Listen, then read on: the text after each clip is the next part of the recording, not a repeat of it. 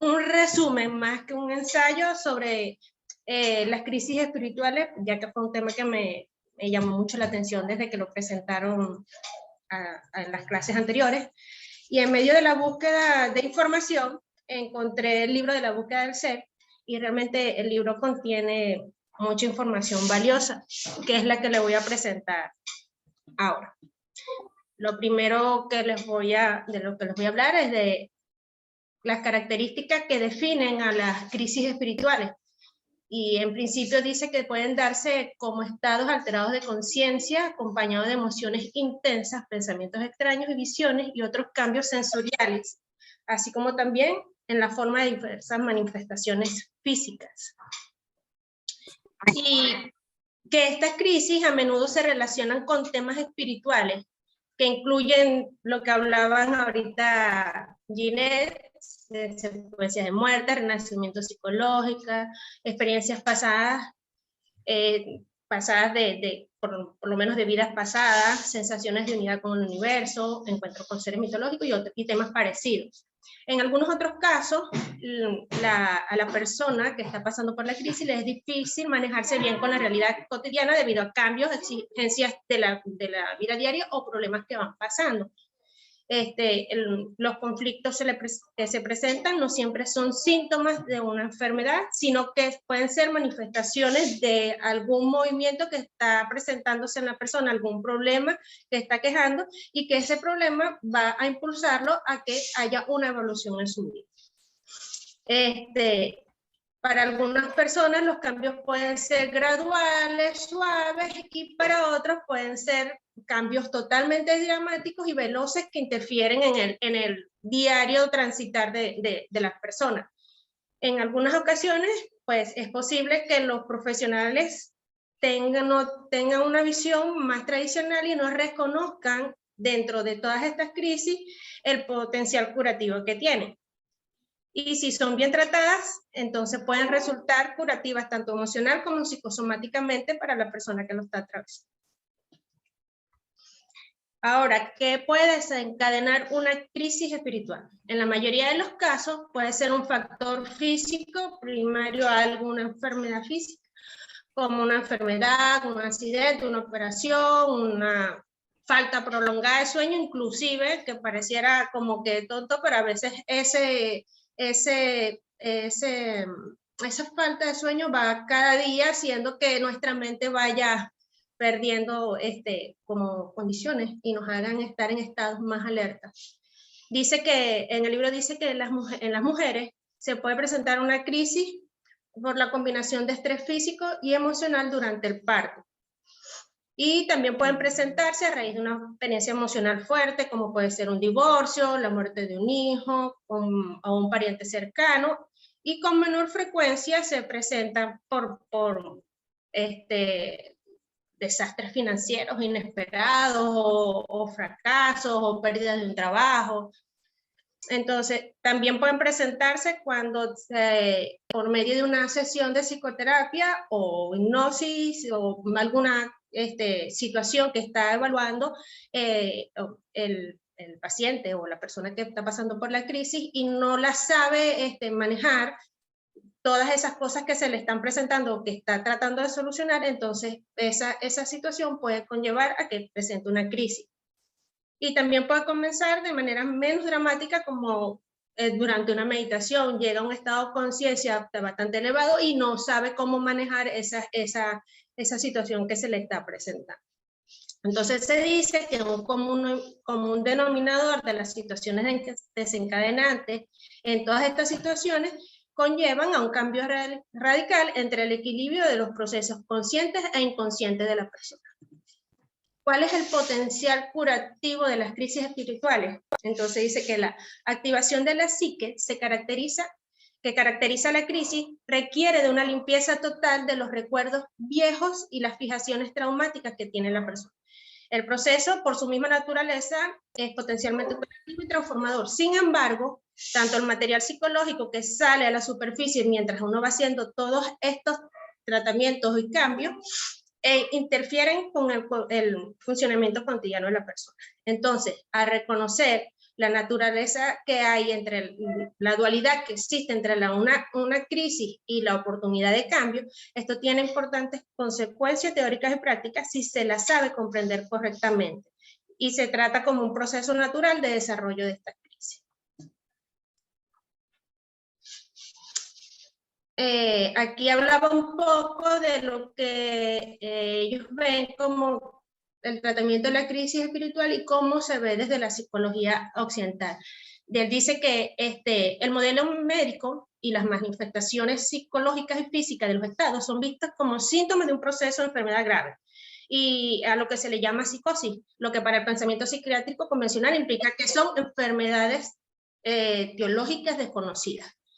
Y a pesar de que existen muchas excepciones, a veces en la psiquiatría y la psicología, tienden a no distinguir el misticismo de la psicopatología. Es como que, no sé, es como que cuando el médico, el psiquiatra o el psicólogo está muy enfocado en la parte teórica o más, no pueden ver la parte mística de una crisis, no lo ven desde ese punto transpersonal. Entonces, en las personas que sufren una crisis, el uso de etiquetas patológicas y de distintas medidas represivas, incluyendo el control de los síntomas por medio de medicación, puede interferir en el potencial positivo del proceso. ¿Cómo enfrentamos o qué pasa cuando estamos enfrentando esa crisis espiritual? En este caso se dice que cuando aparecen emociones y experiencias en el inconsciente, el cuerpo y la mente están en un proceso de ser limpiados. Existen muchas maneras en que se pueden trabajar estas emergencias. Algunas de estas formas incluyen acercamientos de una terapia eficaz con un grupo de apoyo, la práctica regular con un maestro, un terapeuta experimentado. Entonces, ¿qué podríamos hacer mientras estamos pasando por una crisis espiritual? Se dice que sería conveniente escuchar música armónica para expresar las emociones y experiencias a través de sonidos y movimientos. Trabajar activamente los sueños, y así se obtendrán percepciones de su mundo interior y de cómo funciona. Aquí se hablaba también de que sería bueno llevar como un cuaderno de sueños donde la persona podría tener en su mesita de noche un cuadernito donde a la mañana o si se despierta a la noche y quiere hacerlo, pudiera llevar una anotación de esos sueños que está viviendo, y luego con esa misma información hacer análisis ya al día siguiente, pues, y hacer análisis de eso que vio en el sueño. Expresarse artísticamente, esto ayudará a comprender y procesar las experiencias al exteriorizarlas. A hacer cualquier actividad artística ayuda a que uno vaya manejando esas crisis. Practicar la meditación y desarrollar rituales simples personales, como por ejemplo a veces cuando te metes a la ducha e imaginar que el agua va sacando de tu cuerpo todas esas emociones y te va liberando de esas emociones que estás viviendo. ¿Quién puede ayudar? Pues por supuesto se dice que pueden ayudar los familiares, pueden ayudar amigos, siempre y cuando hayan vivido momentos, tengan conocimiento del tema. Los médicos, psiquiatras, sacerdotes, asistentes sociales que sean comprensivos se vuelven esenciales. Los familiares y amigos son de utilidad hasta cierto punto, porque ya luego se necesita alguien con conocimiento y preparación en el tema. ¿Qué evitar? Entonces, ¿qué evitar o a quiénes evitar? Pues caer en medidas rutinarias, utilizar tranquilizantes, medicaciones, y evitar por médicos, que estén enfocados los psiquiatras que están muy enfocados solamente en ver la parte psicótica de la persona. En medio de una emergencia espiritual se puede sentir la impotencia y se acepta la ayuda desde cualquier fuente. Las personas están más dispuestas a poner su vida en manos de alguien que sostenga y sea capaz de devolvernos a la condición anterior. Muchos terapeutas sienten que poseen la experiencia, la técnica y la comprensión suficiente para arreglar a una persona de la misma manera en que un mecánico arregla un automóvil, desconectando por aquí y por allá, pero no es de esa manera que se hace. Entonces, este tipo de acercamiento no funciona con la persona que está atravesando la crisis espiritual, ya que traslada la responsabilidad del proceso a procesos limitantes del individuo. ¿Cómo se puede ayudar? Pueden ayudar los familiares y amigos, teniendo en cuenta cuáles son los motivos que lo hacen ayudar. A veces parece simple, pero no es tan fácil. Entonces, la persona que ayuda en una crisis espiritual debe suspender los juicios para evitar que la persona caiga en juzgar pues, a lo que está sucediendo. Permanecer abierto y receptivo y dispuesto a escuchar a la persona, porque la persona necesita en ese momento a veces buscar a alguien con quien hablar y desahogar todas esas emociones que está viviendo.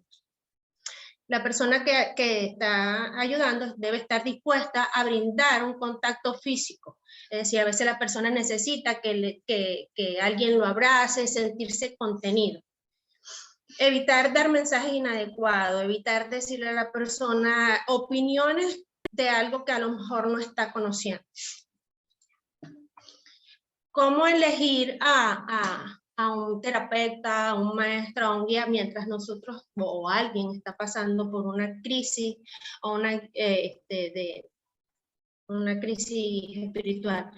Entonces, la persona que uno va a escoger debería contar con una capacitación suficiente y técnica en el tema que está trabajando, en el tema de crisis. En este caso, recomiendan un terapeuta gestáltico, un practicante de la respiración holotrópica, y estas personas ya deben haber pasado por haber hecho un trabajo interior para poder ayudar a la otra persona.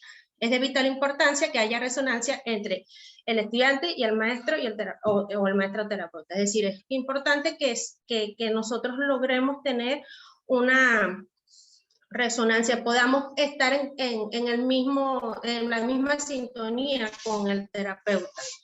El terapeuta debe tener una experiencia suficiente en el tema de las crisis.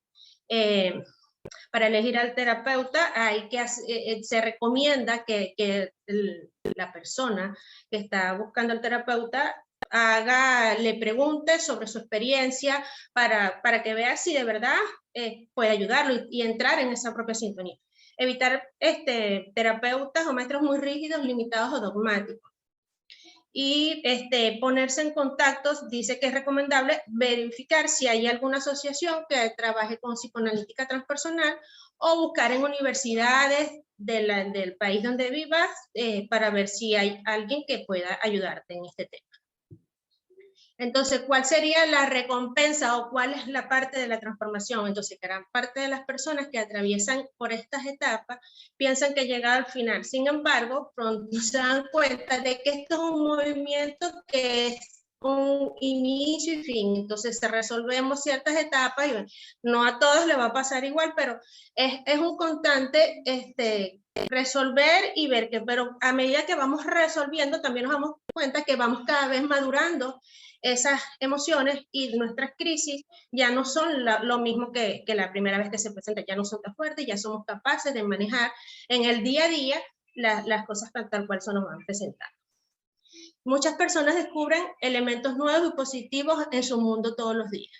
Desarrollan la sensación de que pueden confiar en el proceso de la vida en vez de luchar y resistirse contra él. Probablemente se sientan más tranquilos, más relajados y satisfechos con lo que tienen y aprecian la vida en general. Entonces, si se han visto cerca de la muerte, la vida se vuelve más valiosa. Ya limpios de todas esas energías y las molestas emociones, muchos se sentirán más felices con lo que está a su alcance. Y ya no se complicará mucho la vida pensando en todas las cosas que no van a resolver. Cuando estén esos tiempos a solas ya no se sentirán tan tan estresados como antes, porque ya lo ven de otra manera. Y es posible que les interese utilizar esa nueva forma, esa nueva percepción que tienen para ayudar a los demás. Me llamó la atención, dentro del libro había un relato de un alumno Zen que decía que el alumno le pregunta a su maestro que qué hizo para obtener la iluminación. El maestro le responde, corté leña y cargué agua. Y entonces luego le vuelve a preguntar el alumno, ¿y qué hizo después de obtener la iluminación? Entonces le volvió a contestar, corté leña y cargué agua. Quiere decir que cuando uno va pasando por este camino, va a vivir esas experiencias, y cuando ya tienes la experiencia de haber pasado por ese camino, ya vuelves, sigues haciendo lo mismo que hacías todos los días, pero ahora con una nueva visión. Y para terminar, me gustó mucho esta palabra que dice que cuando se quemen tus impurezas a través del sufrimiento, te volverás más brillante que un espejo bajo el sol, más puro que la más perfecta de las perlas. Gracias.